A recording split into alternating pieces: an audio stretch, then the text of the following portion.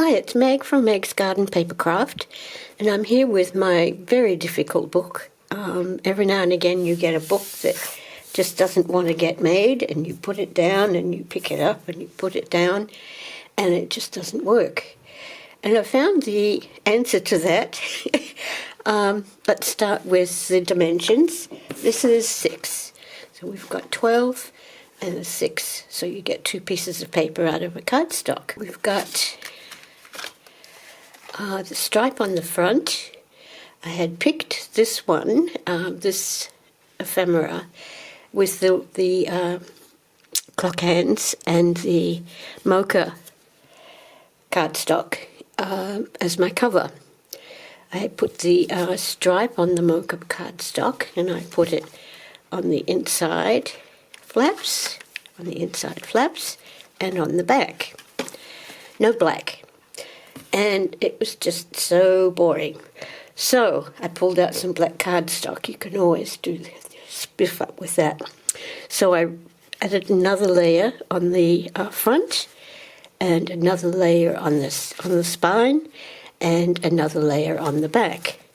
And that really helped it out. The stripe cover was 4.5 by 5.5, and the same on the back. And inside we've got more of the green, and I've pulled out my favourite die cuts. And one here, inside, right here, and right here. And they really spiff it up nicely.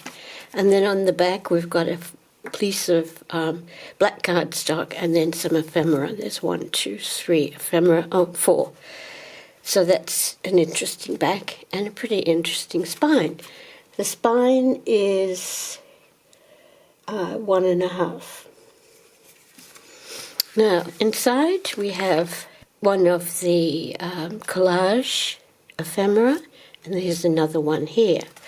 We've got another piece of, this is 4.5 by 5.5, and that goes all the way across. And then we've got a piece of black down the center, covering up the spine. So this is one signature, and then we've got a second signature using tea-dyed vellum. Okay, so the tea-dyed vellum goes underneath this one signature. Ephemera on the side,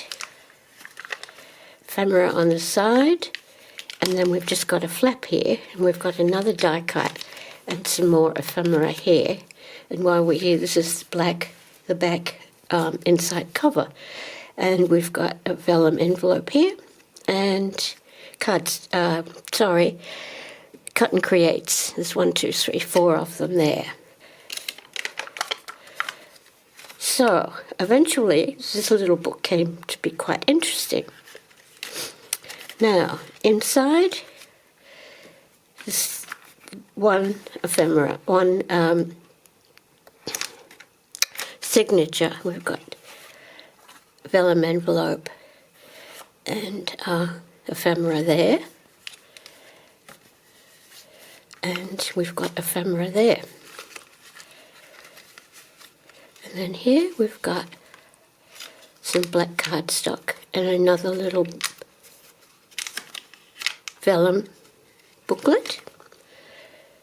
And here we've got a larger one. This is the back of it, it's the inside. And we've got a flap here with the 2 ephemera coming in, and a piece of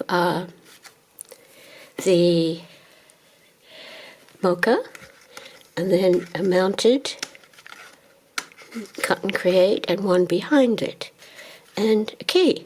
And then we've got some little metal things holding it together, and this is just an old paper that's been tea-dyed with a piece of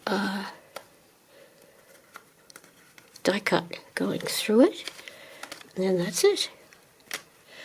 Another piece on the middle, And it gets to be an interesting little book, not as boring as it was before the black was introduced. So you see how adding another cardstock colour can really fix a little book that's not really doing too well.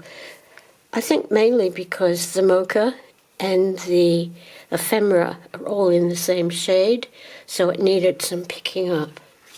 And it picked up. And this is done, the clock hands are done on a transparency. Now I also did another little book using the Sherlock parts of the collection. And same Mocha, but here I've added jute twine and some of the special paper here. This is foam mounted, and this is just an inside one, but this picks up all of the elements of Dr. Watson's case. Especially with corrugated paper, it really works out nicely. It's a really great texture. This one's foam mounted. This is just a little tag tucked in there.